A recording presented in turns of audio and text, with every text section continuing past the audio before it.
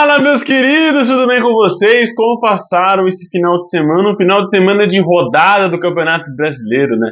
Tivemos a quinta rodada do Campeonato Brasileiro, uma rodada movimentada, né? Com muitos empates, é verdade. No sábado a gente teve 3 empates nos 3 jogos do sábado. E no domingo a gente já teve uma rodada mais movimentada, com vitórias, né? A gente começa a ter uma noção um pouco mais de como o campeonato vai se desenrolando, né? O Guardiola tinha uma frase muito famosa, né, que você ganha os jogos, você ganha os campeonatos das ligas, né, nos últimos 10 jogos, mas também você perde a liga nos primeiros 8 jogos. Então, assim, a gente já começa a ver equipes já um pouco mais desmembrando, né, definindo um pouco mais onde vai ficar determinado local na classificação, e eu já começo a ver também o Campeonato Brasileiro com algumas novidades. Fica aqui até o final que eu vou te falar essas novidades aí na tabela, né? Esses times que estão circulando um pouco mais na parte de cima, que eu acho um pouco legal aí pra gente trazer nesse vídeo de hoje. Fica aí, se inscreve no canal, deixa o seu like, compartilha com seus amigos, me ajuda aí a atingir a próxima marca de 200 inscritos, né? A gente vai de 100 em 100 pra gente conseguir atingir essa meta, atingir uma meta de 1000 inscritos talvez um dia, quem sabe. Mas vamos dar essa força aí pra mim aí, que vai ser muito bem-vindo. Nesse vídeo específico, eu quero mandar um abraço pro senhor Luiz, né, aqui de Ribeirão Preto, Luiz Módulo, que é um grande palmeirense aqui de Ribeirão Preto, e né, um grande amigo também. E no último vídeo ele falou que queria um abraço, senhor Luiz, tudo de bom aí nesse ano, que seja um ano muito recompensador para nós, torcedores de futebol como um todo. Mas, meus amigos, vamos conversar então. Antes de começar a rodar também, vou me estender um pouquinho mais, porque a gente teve 3 jogos adiados nessa rodada, né? Grêmio e Criciúma, os 3 jogos dos gaúchos, né? Grêmio e Criciúma, Cruzeiro Internacional e Juventude e Atlético Goianiense. Esses 3 jogos foram adiados, foram aliados ali ao jogo adiado do Inter contra o Juventude pela Copa do Brasil, e também vai ser aliado aos 2 jogos de Grêmio e Inter pela Conmebol Libertadores e pela Sul-Americana, né? Jogos que iriam acontecer nesse meio de semana também foram adiados por um tempo indeterminado, né? Ainda vai ser remarcado esses jogos. Eu acho que o jogo da Conmebol e também da Copa do Brasil foi remarcado para sexta-feira, né? Mas eu acho que dificilmente vai acontecer. Mas esses outros jogos foram remarcados do Brasileiro mais para frente, alguma outra data eles vão ser alinhados, e os jogos da Libertadores e da Sul-Americana eu acho que vai ser um pouco mais breve essa reprogramação aí, digamos, desses jogos. Mas o Fluminense, falando agora sobre futebol, né, mandar minhas forças aqui também pro povo do Rio Grande do Sul, para os torcedores do Grêmio, torcedores do Inter, do Juventude, força, resiliência nesse momento, que vai ser uma turbulência, um fato histórico, nunca tinha acontecido uma chuva como essa no Rio Grande do Sul, principalmente em Porto Alegre, né, o Rio Poá aumentou aí, né, chegou a quase 6 metros de altura, a mais de altura, mas vamos conversar sobre futebol, que é uma coisa insignificante nesse momento, né, nesse momento trágico que a gente está passando como um país, e principalmente como o estado do Rio Grande do Sul. Mas eu gostei muito, já parafraseando o Rogério, futebol é um esporte, e esporte é entretenimento, ele não pode ser visto como algo mais do que a gente está vendo no Rio Grande do Sul, algo mais importante, algo mais relevante do que as vidas das pessoas do Rio Grande do Sul. Vidas que estão sendo perdidas, vidas que estão sendo completamente alteradas por conta dessa forte chuva que o estado está recebendo, e também pelo mau planejamento de construção que acho que todas as cidades do Brasil passam. É difícil você ter um exemplo de boa construção, planejamento de uma cidade, cidade como um todo, metrópole, enfim, foi construído, acho que muito mais no improviso ao longo dos anos, né, para atender certa demanda, do que realmente ter um certo planejamento. Mas isso é papo para um sociólogo, para um geógrafo poder estar falando. Eu só estou comentando o que eu acho, a minha opinião, bem superficial, bem leiga. Mas vamos começar então pelo Campeonato Brasileiro, pelas rodadas de sábado, como eu falei, pelos jogos de sábado, como eu falei. Os 3 terminaram empatados, né, começando por Fluminense e Atlético Mineiro.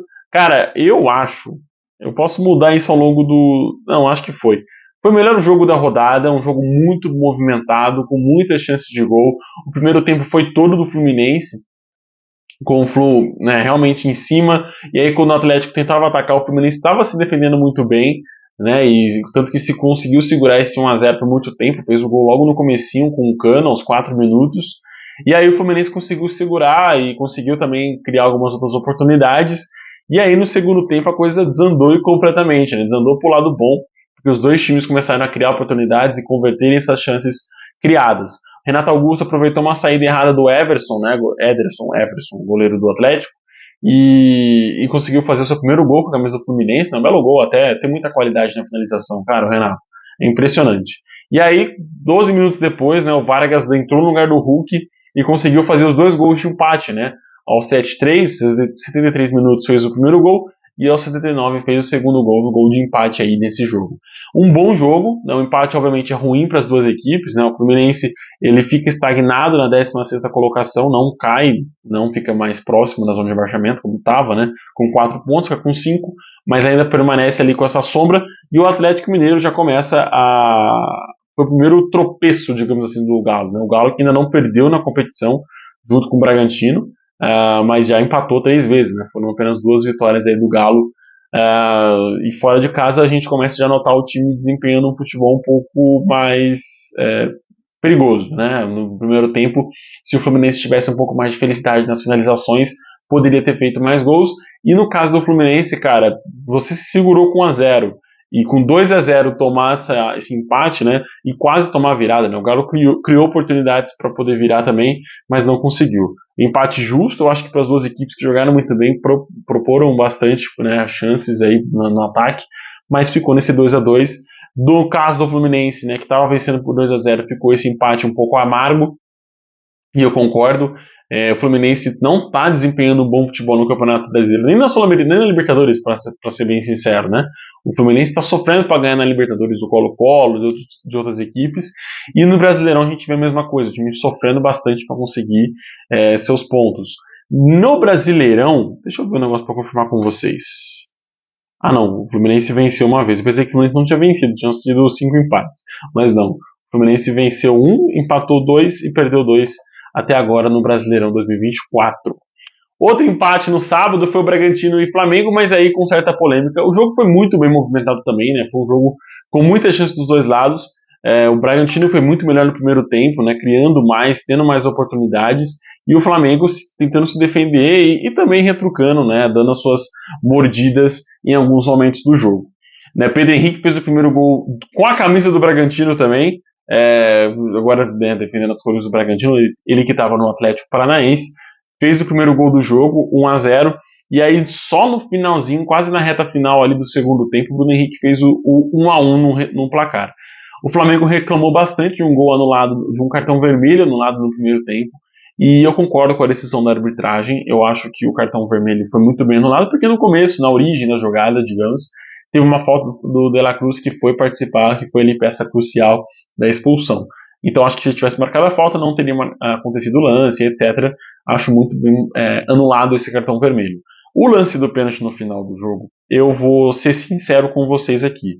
A câmera, a imagem que a gente tem não é conclusiva, tá? Porque ela pega o movimento de trás, não dá para saber se o jogador do Bragantino realmente está puxando. Assim, há um movimento de que há um movimento que nos induz a imaginar que ele está realmente puxando, porque ele está fazendo o movimento do braço. Agora, com aquela câmera, em câmera lenta, eu não consigo ter opinião para comentar com vocês. Deixando claro, a imagem que eu tenho, eu marcaria o pênalti. Mas a imagem que eu acho que o VAR analisou, e que teve mais imagens à sua disposição, talvez não tenha demonstrado tanta força, né? O puxão mais assintoso ali do jogador do Bragantino em cima do Luiz Araújo, do Flamengo. Mas é um lance realmente que, na minha opinião, cabe a interpretação também do árbitro de campo, porque é um movimento que ele não está vendo. E há todo o movimento, né? A trajetória do puxão. Ele começa fora da área e vai caindo dentro da área. Por isso que eu tenho minha dúvida, né? Eu não sei se o atacante, o zagueiro do Bragantino puxa, né? O Luiz Araújo, Juninho, acho que, né, puxa o Luiz Araújo, e aí ele vai ver que está entrando dentro da área, vai soltando, e aí o Luiz Araújo despenca. Não sei, tá? Não consigo concluir nesse lance, mas com a imagem que eu tenho, eu marcaria a penalidade, ou pelo menos eu chamaria o árbitro de campo para rever essa imagem também. Um jogo que não teve polêmica de arbitragem, apenas o mau futebol do Corinthians, que isso já está sendo recorrente aqui nas minhas análises, foi o 0x0 entre Corinthians e Fortaleza. O Fortaleza levou muito perigo ao gol do Corinthians, né, obrigando o Carlos Miguel a fazer grandes defesas, mas o João Ricardo também fez excelentes intervenções no gol, e isso permaneceu, né, fez com que o 0x0 permanecesse no placar. O Corinthians, na minha visão, criou muito pouco para um time que está jogando em casa e precisa apresentar resultados para sua torcida. E eu acho que contra o Fortaleza era uma ótima oportunidade do time realmente apresentar um bom futebol, porque o Fortaleza é bem treinado, tem uma equipe, na minha visão, superior ao Corinthians. Os 11 titulares do Fortaleza são melhores que os 11 do Corinthians, bem treinados, né, um alto rendimento. Fica esse 0x0. Eu acho que o Corinthians mais perde 3 pontos e o Fortaleza conquista esse 1 pontinho, porque a tendência era o Corinthians vencer esse jogo, não com tranquilidade, mas eu acho que a tendência era o Corinthians realmente vencer esse jogo contra o Fortaleza. Fica esse 0x0, o Corinthians também não consegue desprender da zona de rebaixamento, né, dessa parte de baixo da tabela, e aí no final do vídeo eu vou analisar mais a tabela, mas é onde a gente já começa a ter um pouquinho mais de noção dos times que vão ficar na parte de baixo e talvez os times que vão ficar na parte de cima, mas isso eu vou adentrar um pouquinho mais no final do vídeo. Vitória 1, São Paulo 3, foi o jogo que abriu o domingão de jogos, né, de rodada do Campeonato Brasileiro. E aí, cara, eu vou comentar um negócio interessante com vocês. Pelo Campeonato Brasileiro, é o segundo jogo seguido do São Paulo fora de casa que o time é beneficiado, com aspas, com o cartão vermelho, né? Contra o Atlético Goianiense isso já aconteceu e agora contra o Vitória isso se repetiu. Ah, Todaro, você quer dizer que o cartão vermelho não foi bem marcado? Cara, foi, né? O Wagner Leonardo, né, que foi o zagueiro do Vitória, que fez o movimento de cotovelada, cara, foi neném no lance, né, realmente deixou o braço, não sei. E aí também vai muito no lance do Luiz Araújo com o Flamengo. A câmera atrás ali daquele movimento, a câmera de impedimento, cara, ela ajuda quase que nada no lance, assim, para ser conclusivo, né. Óbvio que uma imagem com mais qualidade você consegue ver o movimento. Só que eu não consigo ver se tipo, realmente pegou no Caleri, porque o Caleri não houve assim, imagem de lesão no rosto, de pancada no rosto do Caleri. Então não dá pra ver se ele fez movimento, se ele fez o gatilho, se ele fez algo para defender ou só mesmo para desvencilhar o braço do Caleri, que realmente está puxando o Wagner Leonardo também. Então assim, na imagem que a gente tem, o cartão foi muito bem marcado. Foi muito bem aplicado, né, o vermelho. Mas também a gente começa, aí eu entro mais na questão da CBF, de disponibilizar imagens melhores, de colocar mais câmeras nos seus estádios. A gente tem, dos 20 times que estão na Série A, sei lá, acho que 16, 15 estádios de alto padrão, né? Temos Maracanã, temos o São Januário, temos o Newton Santos, Allianz Parque, Arena Corinthians, Morumbis, enfim, na Bia Bichedi, que é um estádio que consegue comportar muito bem as transmissões de jogos. E fora, o Antônio Ascioli, o Alfredo Jaconi, que são estádios, né, que conseguem receber esses grandes espetáculos. Ponte Nova, Castelão, enfim, vou ficar repetindo aqui. Mas então a gente falta realmente o investimento da CBF, isso carta cantada já faz tempo. Falta investimento da CBF nessa questão de arbitragem, de melhorar a arbitragem que a gente tem. Para curiosidade, eu assisti o jogo entre Liverpool e Tottenham, né, que foi o jogo do domingo também na hora do almoço. Cara, as imagens que a gente tem à disposição, a facilidade, a rapidez que a arbitragem inglesa tem para verificar um lance é um tapa na nossa cara, que a gente paga caro no ingresso, a gente paga caro em camisa de time, a gente paga caro em assinatura de serviço de streaming para assistir jogo. Então a gente precisa ter esse retorno, né, para nós espectadores, ter essa troca, né, pra gente assistir um jogo, pra gente ficar interessado nesse jogo e ter a troca de tipo, tô vendo algo bom, tô vendo um jogo bom, tô vendo o meu dinheiro sendo bem investido. Não, sei lá, né, a gente não consegue ter esse retorno por parte da CBF de que o nosso dinheiro tá sendo bem investido. Questão de gramado, por enquanto, né, pelos jogos que eu assisti, o Barradão tá muito bem o gramado. Melhorou bastante contra o jogo contra o Palmeiras. O Arena Pantanal também, o gramado está bem interessante. Então, por enquanto, os jogos estão bem. Não sei como vai ficar conforme o ano vai passando, principalmente na Copa América, que a tendência é esses jogos do Campeonato Brasileiro se intensificarem. Mas, enfim, eu acho que a CBF precisa olhar com mais carinho para o futebol brasileiro e investir mais na arbitragem, seja com a linha do gol, seja com mais câmeras, para melhorar realmente o espetáculo e pelo que a gente vê também dessa arbitragem. Mas o São Paulo venceu por 3-1, e aí o que eu ia concluir, de toda essa volta, né, perdão, mas o que eu ia concluir é que o São Paulo, a gente não consegue analisar o São Paulo fora de casa, né? Dentro de casa o São Paulo realmente está devendo um pouco, mas fora de casa a gente não consegue analisar esse São Paulo. Contra o Barcelona pegou uma equipe muito frágil defensivamente e ofensivamente não conseguiu criar. Então o São Paulo não conseguiu ser agredido durante o jogo. Contra o Atlético Goianiense, quando a equipe estava melhor, o time não conseguiu, teve a expulsão, né, e isso facilitou um pouco a vida do São Paulo no jogo. E contra o Vitória a mesma coisa, né, o São Paulo ele não conseguiu, a gente não consegue analisar porque depois da expulsão o Vitória não conseguiu mais criar cartão, alguém me ligando agora, sacanagem.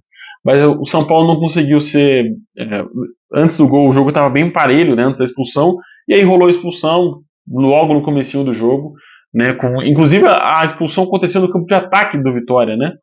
E aí o São Paulo começou a ser um pouco mais dominante, um pouco mais, porque mesmo assim o São Paulo encontrou dificuldades para criar, né? O Luciano só foi fazer o gol aos 45, depois o William Ferreira empatou logo no comecinho do segundo tempo, e aí, por 3 minutos o São Paulo acabou fazendo 2-1, senão eu achava que o Vitória iria conseguir segurar sim com esse 1-1 no placar. O São Paulo encontrou muita dificuldade para vencer o Vitória, mesmo com 1 a mais. Então por isso que eu acho que com 11 contra 11, a história poderia ter sido outra e o São Paulo tem encontrado mais dificuldade, e aí talvez o Vitória ter vencido ou realmente terminado com empate. Ferrarese fechou a conta para o São Paulo no finalzinho do jogo. Na Arena da Baixada, o Atlético também foi beneficiado com o cartão vermelho, mas ao contrário do São Paulo, criou muito, né? O Atlético foi dominante do começo ao fim do jogo. O Vasco só foi incomodar um pouquinho mais na reta final do segundo tempo, inclusive com um gol muito bem no lado do Veguete. Mas o Eric fez o gol da vitória do Furacão no meio do primeiro tempo, ali logo depois da expulsão também do Hugo Moura, meio-campista do Vascão. O Botafogo perdeu em casa por 2-1 pro Bahia, né? O Bahia saiu na frente com o Everaldo de pênalti muito bem marcado, com mais uma mão do Hugo dentro da área, né? Se a gente for lembrar contra o Júnior Barranquilla a mesma coisa, agora também contra o Bahia ele acaba colocando um braço um pouco mais aberto e acabou tendo essa penalidade marcada a favor do Esquadrão de Aço. Jefinho fez o gol de empate pro Botafogo no comecinho do segundo tempo, mas Rafael Ratão na reta final, aos 86 minutos, ali aos 41, fez o gol que sacramentou a vitória do Esquadrão de Aço. Cara, um bom campeonato inicial do Bahia. É uma equipe que está sendo muito bem treinada, e isso a gente vale ressaltar a questão da SAF. A SAF está trazendo uma metodologia para o futebol brasileiro diferente dos outros times, de acreditar e manter, né, os seus técnicos, mesmo com resultados ruins.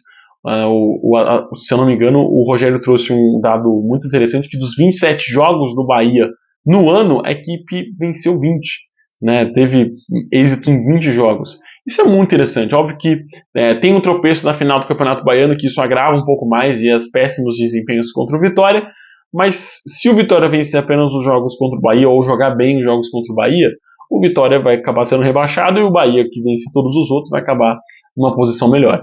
Méritos totais do Bahia, que venceu um adversário muito difícil de vencer em seus domínios, né, que é o Botafogo. E o Botafogo, cara, eu vinha falando já há muito tempo, o Botafogo não estava desempenhando bem no primeiro tempo, e no final do jogo o time não ia bem também, né? Nenhuma vitória elástica do Botafogo foi realmente pra gente sacar, né, os 4-0 ali contra o Juventude, 4-0, 5-0 contra o Juventude. A equipe não conseguiu desempenhar um bom futebol também, né, apesar das goleadas, mas a gente já começava a notar que o Botafogo vinha, se pegasse uma equipe mais bem treinada, uma equipe mais bem preparada, iria encontrar dificuldades. Isso não foi o que aconteceu contra o Bahia. E fechando a rodada do final de semana, o Palmeiras venceu fora de casa o Cuiabá por 2-0.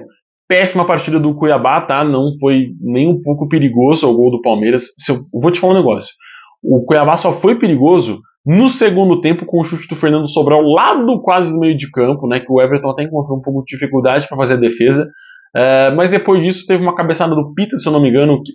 Teve um chute do Marlon, que foi para fora, que também foi perigoso. Foi isso do Dourado durante os 90 minutos. Né, o Pitt, né, que é o novo técnico do Dourado, vai encontrar muita dificuldade para fazer essa equipe voltar ao azeite, voltar a engrenagens, né, que estava tendo com o Antônio Oliveira. Mas eu acho que o Cuiabá não é um time que vai enfrentar a zona de rebaixamento ao longo do campeonato. Óbvio que tem muito caminho para percorrer, mas o time tem um jogo a menos ainda. E com essa vitória, se o Cuiabá vencer, já pula 3 posições, vai para a 18ª colocação. E se não passar o Vasco ainda, com 3 pontos. Mas o Palmeiras, falando do Palmeiras agora, o Palmeiras foi muito bem, dominou o Cuiabá, jogou muita bola nesse jogo, assim, no quesito domínio, né? Não deixou o Cuiabá ser perigoso, foi dominante. Quando a bola passava do meio de campo, o time conseguia acelerar muito bem com seus jovens atacantes. No comecinho do jogo, só que eu achei que o Luiz Guilherme estava um pouco desconectado, né? Jogando um pouco mais muito no extremo, né? Muito perto da linha lateral. Quando ele começou a cortar um pouco mais, começou a jogar mais um pouco centralizado, foi onde saiu o primeiro gol do Palmeiras, né? Assistência dele, gol do Lázaro de cabeça nos acréscimos do primeiro tempo, e aí ele voltou a jogar bem. Para mim é um menino que tem muita qualidade, só que ele não pode jogar um pouco tão extremo assim, né, Abel? Ele pode jogar um pouquinho mais centralizado, realmente como o Veiga joga na equipe do Palmeiras. Estevão fechou a conta de pênalti muito bem cobrado na gaveta do Walter a favor do Palmeiras aí. 2-0, caberia mais, e ao Cuiabá, eu acho que o Cuiabá nem sonhou fazer um gol nesse jogo, porque foi muito mal. Eu acho que você afastar o seu principal atacante não foi uma decisão muito bem tomada do presidente do Cuiabá.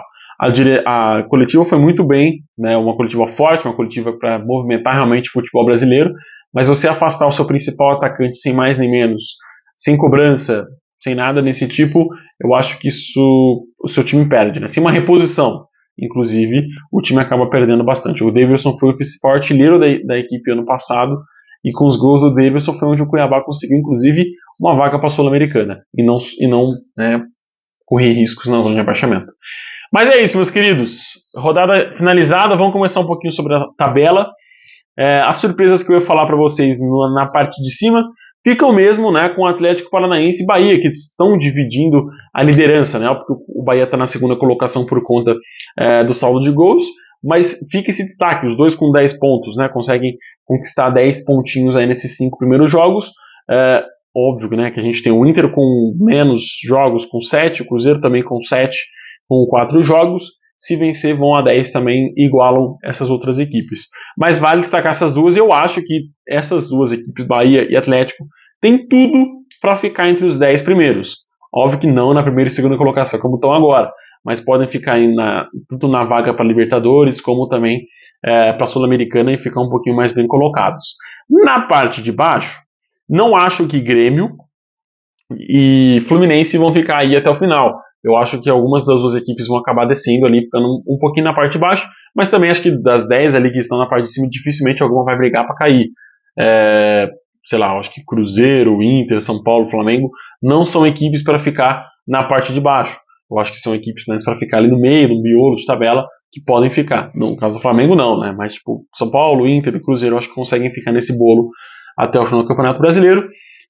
E na parte de baixo, acho que realmente Corinthians, Juventude, Vasco, Vitória, Atlético Goianiense, Cuiabá, Criciúma, Fortaleza, podem ser equipes que vão ficar nesse bolo, nessa grande massa da zona de rebaixamento, brigando para não cair. Mas por enquanto é isso, cara. Eu acho que Fortaleza tem equipe, inclusive, para não passar por isso. Só que a gente está vendo um Fortaleza muito irregular esse ano. É isso, meus queridos. Obrigado por ficar aqui nesse vídeo. Mais uma vez, força para o Rio Grande do Sul.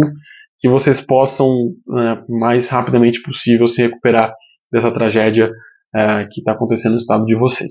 Um abraço com Deus e até o próximo vídeo. Tchau, tchau.